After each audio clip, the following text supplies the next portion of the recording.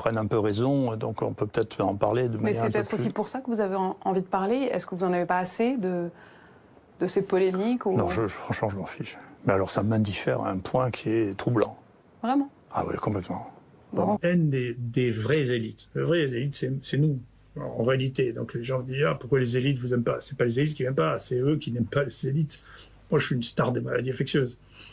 J'ai tout eu, j'ai un cursus qui fait rêver à peu près n'importe qui, aussi bien la fonction officielle. J'étais le plus jeune président de l'Université de France, j'étais le plus jeune président médecin, le plus jeune de tous les professeurs de la classe exceptionnelle, le professeur le plus ancien dans le grade le plus élevé de tout ce pays en médecine. J'ai tout eu dans ma vie. Donc, si vous voulez, c'est moi l'élite. C'est pas l'élite qui me critique, c'est la non-élite qui critique l'élite. Et c'est un problème dans ce pays. Et moi, je pense que le président devrait s'en préoccuper. Je pense que vous-même, vous avez des difficultés à les regarder parce que la formation pour ça, les outils pour ça ne vous sont pas connus ou ne sont pas utilisés. Et ça vous amène à penser que, je l'ai dit une fois, et puis vous ne l'avez pas entendu la dernière fois, que c'était comme si vous... Je ne sais pas que je suis de très près le football, mais enfin, quand même, c'est difficile de ne pas entendre parler. À Marseille. Marseille, le football, quand même. Hein. Mais si vous voulez, c'est comme si vous compariez Mbappé à gardien de but de 3e division. Au bout d'un moment, vous savez que Mbappé n'est pas pareil, mais que vous ne sachiez pas que moi, je ne suis pas pareil. Vous êtes le Mbappé de la médecine, de la recherche. Ça va faire plaisir aux Parisiens. En France, oui. C'est-à-dire qu'en tout cas, quels que soient les éléments que vous preniez, vous ne trouverez jamais en dehors des 10 premiers. Tout ça manque beaucoup de science, en réalité. Les gens qui se prétendent scientifiques ne sont pas des scientifiques du tout. Il suffit de regarder leur épreuve de tri, tellement bien pour comprendre. Moi, je suis un vrai scientifique. Et puis, en plus, je suis un épistémologiste, c'est-à-dire que j'étudie l'histoire des sciences. Et je fais des cours d'épistémologie depuis 25 ans. Donc, non, pas du tout. Non, mais pas du tout. Non, mais vous, encore une fois, vous jugez dans votre écosystème et pas dans le mien. Moi, ce que j'ai voulu, la seule chose que j'ai voulu, ce que j'ai pu faire, c'est dire je résiste à tout parce que dans ma famille, on résiste à tout. Voilà. Ça, je veux. Voilà. Donc, c'est pour ça que ça ne m'ennuie pas que les gens me tapent dessus, parce que ça me montre que je suis capable de supporter l'extrême. Vous voyez, dont nous parlions. C'est une des maximes que vous avez affichées dans sur les murs de l'IHU. Exactement. Exactement. Et bien entendu, ça, c'est ce qui me permet d'avoir l'estime de moi. Et je vous assure que c'est quand même ce qui compte le plus, c'est l'estime que j'ai de moi et l'estime que ma famille a de moi. Donc, voilà, Olivier Véran, vous avez... Moi, je commente pas non plus jamais ce que disent les gens. D'abord parce que je veux pas être désagréable. En plus, il a l'âge d'être mon fils, donc j'ai beaucoup d'indulgence pour lui, si vous voulez. Vous savez ce qu'on dit? Il fait du populisme sanitaire. Non, mais est-ce que je me fous de ce qu'on dit? Mais j'ai fait... force... Non. Ce qu'on dit à la télévision, nous, maintenant, ce qu'on dit dans les journaux, ce que disent les gouvernements et ce que font les médecins. Parce que c'est pas pareil. Parce que je peux vous dire que les seuls traitements qui sont prescrits aux États-Unis... Ce qui est bien, c'est que là, vous êtes à la télévision. Oui. Donc ça vous permet aussi de pouvoir à un moment dire... Oui, mais honnêtement, je ne veux pas vous faire de peine, mais je n'ai pas besoin de vous pour dire ce que j'ai à dire. Non, mais...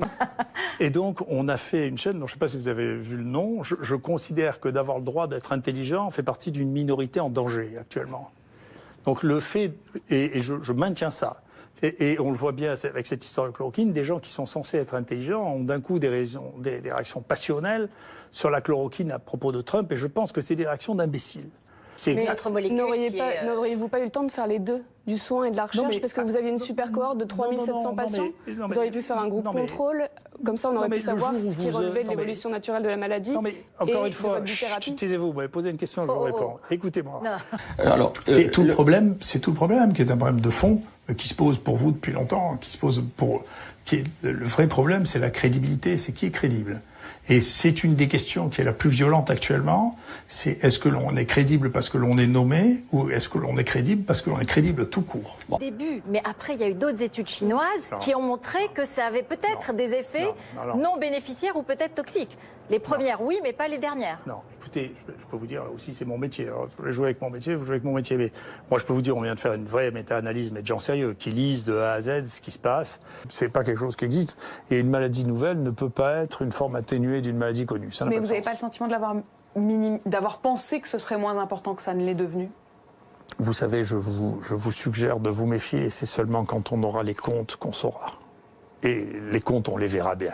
Moyen d'en faire une l'essai randomisé avec le groupe contrôle. Randomisé, c'est-à-dire, ils font rappel d'essai avec des gens tirés au hasard. Je ne sais pas comment vous le dire. Moi, à chaque fois que je vois un malade, je ne me pose pas la question de savoir si je vais faire un essai. Je me pose la question de savoir si je vais le soigner.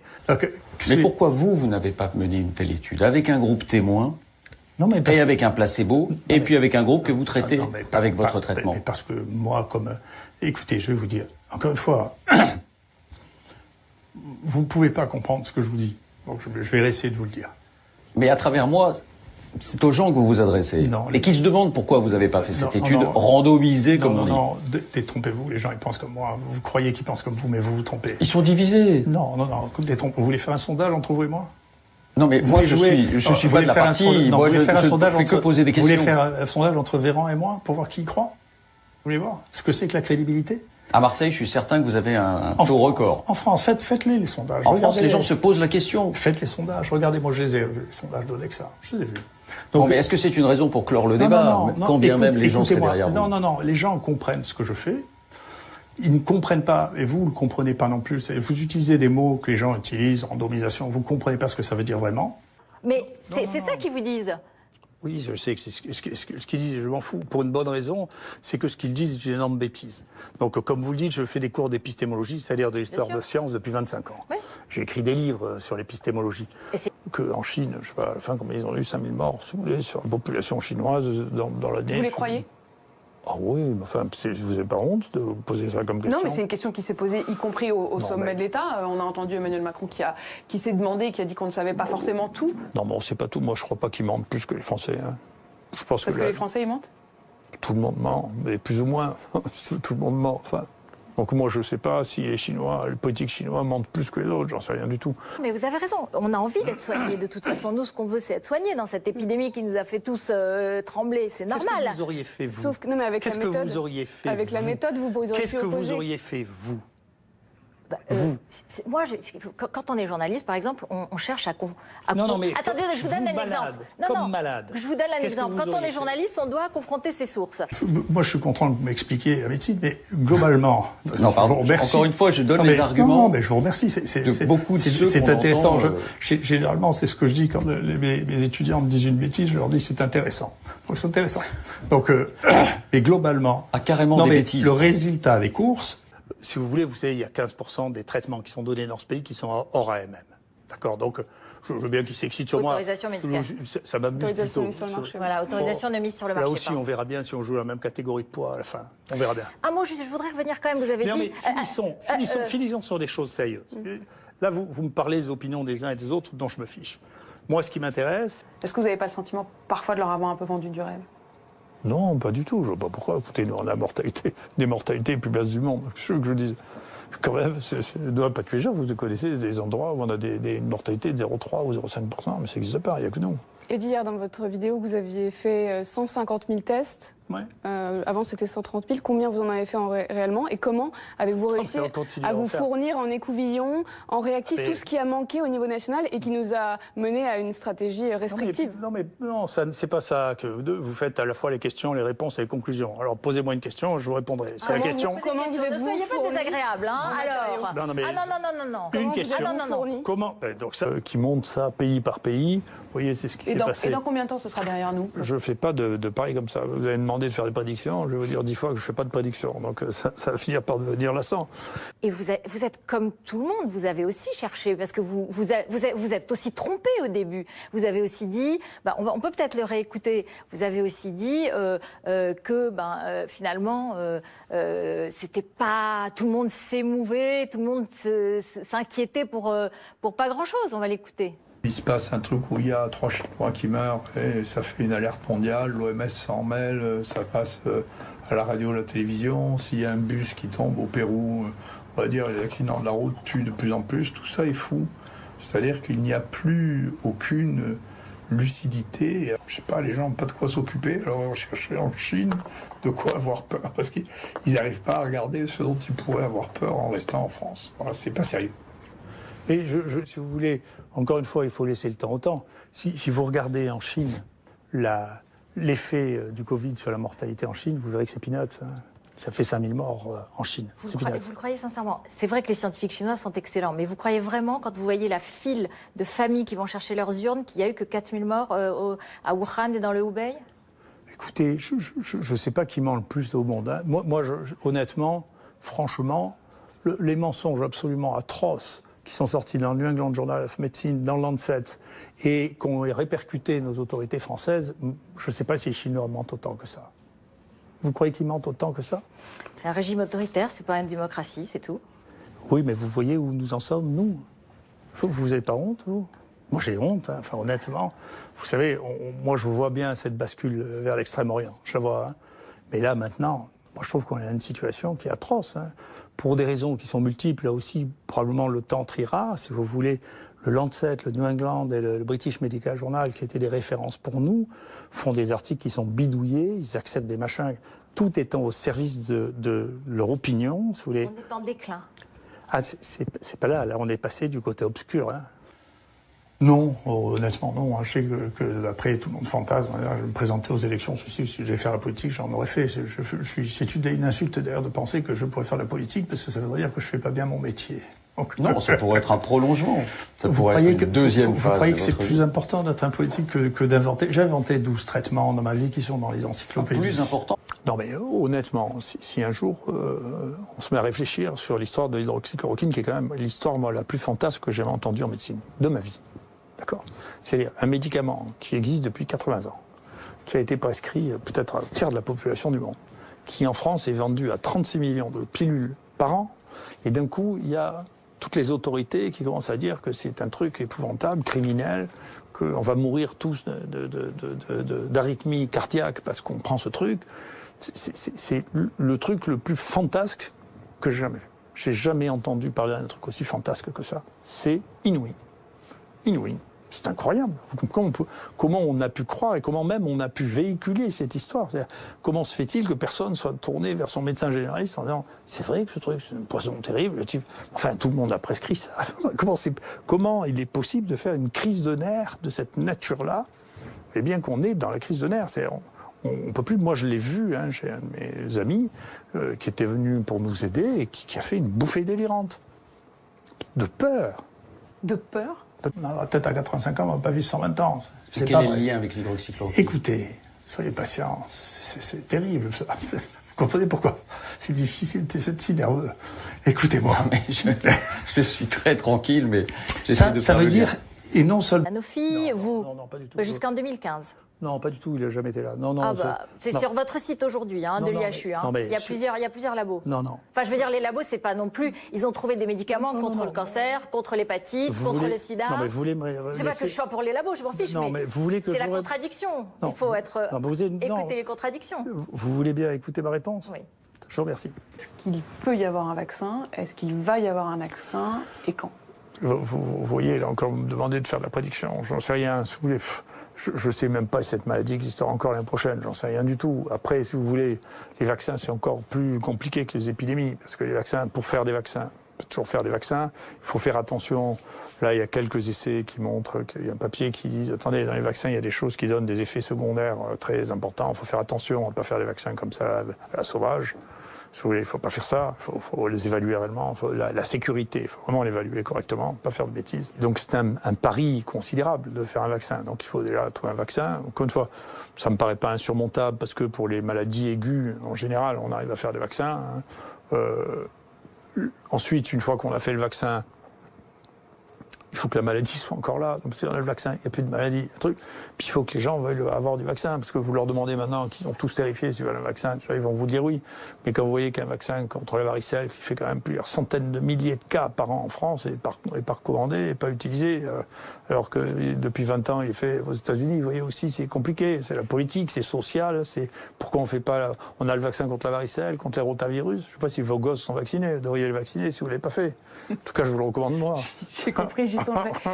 Professeur, qui a publié une note aux professionnels de santé pour les mettre en garde contre l'utilisation du Plaquenil, donc qu'ils produisent de l'hydroxychloroquine contre le Covid-19. Donc il n'y a pas que les autorités sanitaires, si même le producteur du médicament le dit. Oui, mais alors, qu'est-ce que ça me fout? D'un mot, vous dites on a eu 0,5% de mortalité, mais encore une fois, ce taux il est comparable à bien des régions qui ont beaucoup moins précis l'hydroxychloroquine. Vous croyez ça? Ah. Il n'y a pas une série mondiale où il y a 0,5% de mortalité, zéro. Aucune. Les publications dont vous rapportez... Alpes-Maritimes... Non, mais je regarde simplement la mortalité. C'est possible. Certains parlent d'une seconde vague. Non, mais je ne sais pas d'où ça sortit, c'est encore une espèce de fantaisie, ça. C'est une fantaisie, l'idée d'une seconde vague. Non, mais on peut tout imaginer, on peut avoir de l'imagination surtout, mais c'est de la science-fiction. Donc on peut penser ça, on peut penser le contraire. Moi, je ne veux pas avoir des opinions sur des choses. Vous n'avez pas d'opinion sur l'idée d'une seconde vague? J'ai l'opinion que si vous voulez des infections respiratoires dans lesquelles il y a des secondes vagues, pas. Donc je ne vois pas pourquoi il y en aurait pour celle-là, quoi. Non, les gens font un peu un fantasme sur la grippe espagnole. Donc ils se fixent. Mais la grippe espagnole, c'est le grand guignol qui sert à faire peur aux gens, si vous voulez. Donc ils sont morts d'infections bactériennes, les malheureux, parce qu'il n'y avait pas d'antibiotiques surtout. Hein, c'est ça dont ils sont morts pendant la grippe espagnole. On va revenir sur l'épidémie. Où en est-on? Vous avez été l'un des premiers à soulever l'hypothèse d'une saisonnalité du virus. Est-ce qu'on peut prévoir ce qui va se passer à l'automne? Est-ce qu'il peut revenir ce virus? Ou est-ce que c'est son histoire naturelle de régresser? Je vois que vous faites l'exégèse de mes textes, mais vous faites ça assez mal, parce que je passe mon temps à dire que je ne prévois jamais rien. Donc c'est quand même... Mais en même temps, vous le prévoyez. Vous dites et puis en même temps, vous prévoyez. Quand vous avez des formules comme ça, c'est vrai. vous cherchez forcément la polémique. Non, vous cherchez forcément la lumière d'une certaine manière. Je n'ai pas dit. Attendez, vous confondez deux choses. Le consensus est Pétain. Vous confondez deux choses, parce que, encore une fois, vous êtes dans votre métier. Vous confondez le désir de polémique ou l'acceptation de la polémique et la recherche de la notoriété. Je cherche absolument pas la notoriété. Alors je vous assure, j'en suis même, c'est pesant. Le président du conseil scientifique qui était cité par le Premier ministre jeudi dernier disait que 80% des virus de type coronavirus avaient tendance à disparaître l'été, mais que 50% de ces 80% avaient vocation à revenir l'automne. Est-ce que vous êtes d'accord avec cet ordre de grandeur ou là encore, c'est impossible de prévoir? Ça ne veut rien dire. Non, mais c'est une maladie saisonnière annuelle qui revient tous les ans, le coronavirus. Donc, c'est pas une question. C'est pas une question, je ne comprends pas. Encore une fois, la plupart du temps, je ne comprends pas les questions que vous me posez. Le coronavirus, c'est une maladie saisonnière, comme toutes les... Il y a 18 virus qui donnent des maladies saisonnières. Vous avez dit aussi, j'ai lu ça, c'est pour les emmerder, c'était vos mots. C'est qui les emmerdés? Mais y compris vous, qu'est-ce que vous vous intéressez à des bêtises? Enfin, je m'excuse. Ça fait partie de votre personnage, professeur. Non, mais vous vous intéressez vraiment à des bêtises. Vous voyez bien. Enfin, si ça peut vous emmerder, je suis content. Parce que franchement... Moi, ça m'emmerde pas du tout. Non, mais franchement, vous vous intéressez à des bêtises. Ça me regarde. J'ai mes propres raisons. Je vous les ai montrées en cachette. J'ai mes propres raisons. Voilà, et la raison de la barbe, je vous la dirai pas, mais j'ai mes propres raisons. Et honnêtement, si vous imaginez que ça m'a d'ailleurs, vous avez bien vu, j'ai refusé de me faire maquiller, je m'en fous. Donc, ça m'est égal. Donc, accordez votre honneur. C'est pas mon problème. Moi, si vous voulez, je discute pas avec les uns et les autres. La place publique, moi, je sais lire. Si vous voulez, j'ai fait une étude métagénomique. Il ne sait pas lire, le ministre de la Santé? Pas ça, c'est pas son métier. Mais vous avez parlé des polémiques, vous avez parlé des réactions inouïes. Pour reprendre votre mot, j'aimerais bien qu'on parle un peu de vous, Didier Raoult. Vous avez été décrit par certains comme un druide, comme un rocker, comme un gourou, comme un génie ou même comme un fou. Est-ce que vous vous reconnaissez dans l'une ou l'autre de ces expressions? Non, pas du tout, puis je m'en fiche, honnêtement. Vous vous en fichez? Vous avez joué un peu de ça, non? Pas du tout. Non, mais vous croyez vraiment que je joue? Enfin, vous n'êtes pas lucide. Hein. Votre look, on a beaucoup parlé de votre look de rocker, ça n'a rien à voir? C'est juste un hasard? Non, mais écoutez, moi, d'abord, vous savez, je suis celui qui me voit le plus souvent avec ma femme. Donc, ce qui est bien, c'est que ma femme soit contente. D'ailleurs, c'est à cause d'elle que je porte la barbe, parce que je me rase pas l'été. Enfin, elle m'a dit, mais garde la barbe, ça te va très bien. Donc, les cheveux? Plus, ça cache les rides, vous savez, la barbe. Je sais pas comment les femmes ont besoin de se faire tirer pour pas qu'on voit les rides du cou. Parce que les hommes, il suffit de leur porter la barbe. C'est votre lifting à vous, en fait, la barbe. C'est une espèce de lifting. Oui, il y a beaucoup de... c'est quand même, la barbe, c'est très à la mode. Je suis vous êtes pas à la trop mode, finalement, en fait? Oui, je fais pas exprès. Hein. Mais en tout cas, voilà, quant aux cheveux longs, écoutez, mon père portait déjà... Il était général, ça n'empâtait pas au même âge que moi, il a les cheveux longs. C'est comme ça. J'en vais chercher midi à 14h. Puis ce qu'on pense de moi, vous savez, je m'en fous. Moi, j'ai pas de problème avec... de vous, mais votre père? Pas trop optimiste quand on sait que laissez-moi répondre à une question. protection est provisoire. Ne m'interrompez pas. Vous me posez une question, vous savez, je réponds lentement. C'est l'interview, c'est notre travail. Ensuite, d'accord, vous me posez une question à moi. Je vous dis comment je suis arrivé là. Vous me laissez arriver ou vous me laissez pas arriver? Sinon, vous répondez vous-même aux questions.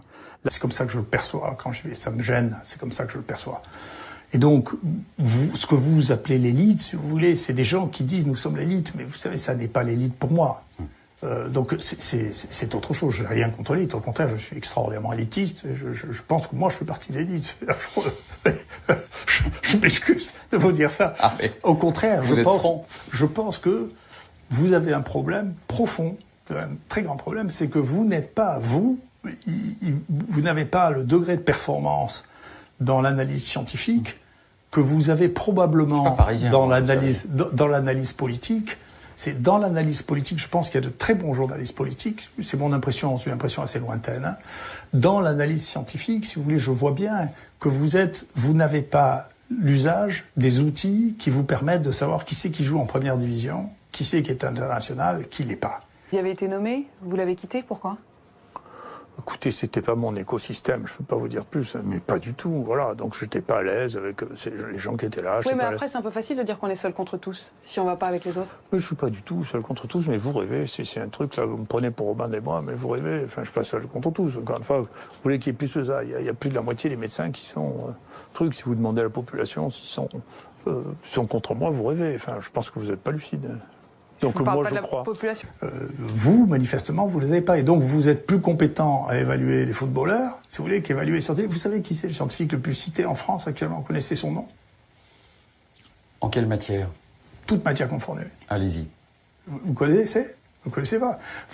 Mais cité par qui? Parce que quand on parle des revues, vous nous dites non, les revues, ça compte pas. Non, parce que, encore une fois, les revues dans les périodes critiques, elles sont, comme les journaux dans les périodes critiques, elles sont moins crédibles dans les crises qu'en dehors des crises. Pendant les crises, tout le monde perd les nerfs, y compris les revues. Mais si vous regardez sur le long terme, nous, notre manière de quantifier les choses, c'est le nombre de fois où vous êtes cité dans la littérature scientifique. C'est comme ça qu'on se quantifie. Alors, qui est-il? Guido Crévin. Vous le connaissez? Non. Je ne suis pas un journaliste. C'est le meilleur épidémiologie du monde. Mais j'ai essayé de me faire le porte-parole du public. Il m'a écrit un très gentil mot pour me dire qu'il avait été très heureux et qu'il souhaitait qu'on garde le contact et qu'on discute de ça. Vous n'avez pas des regrets? Peut-être d'avoir été pris pour un autre ou de vous être adressé directement aux Français, les avoir fait peut-être un peu trop rêver, penser que c'était pas grave tout ça? Non, mais je comprends pas ce que vous dites. Je comprends pas. Moi, j'ai passé mon temps à dire ce que moi, je suis pas comme vous. Moi, je rapporte les données que j'ai moi, que je transmets. Je pense la même chose. Je dis la même chose depuis le départ, c'est-à-dire que les maladies infectieuses, vous savez, il faut les diagnostiquer, les isoler quand ils sont contagieux, les traiter. Je pense ça, je le pensais. Alors ça, j'ai pas changé d'avis depuis bien longtemps. Je pense ça. Et quant au reste, si vous voulez, moi, je rentre pas dans l'espèce de folie terrifiante. Je pense qu'il faut pas le faire. Peut-être que la meilleure... Une campagne très violente, très dure. Vous les découragez, vous leur dites arrêtez. Écoutez, je suis pas au courant, je m'en fiche. Et ça n'est pas mon problème. C'était ni mon problème. Vous savez, je vous l'ai dit, je regarde pas la télévision. Je ne regarderai même pas cette émission. Ma femme la regardera, moi non. Je ne regarde pas la télévision, je n'écoute pas la radio. Et je lis rarement des journaux. Donc vous savez, la plupart du temps, je travaille ou je m'occupe de ma famille. Très bien. Vous voyez, la bête n'est pas si terrible. Elle n'est pas si facile à manipuler non plus.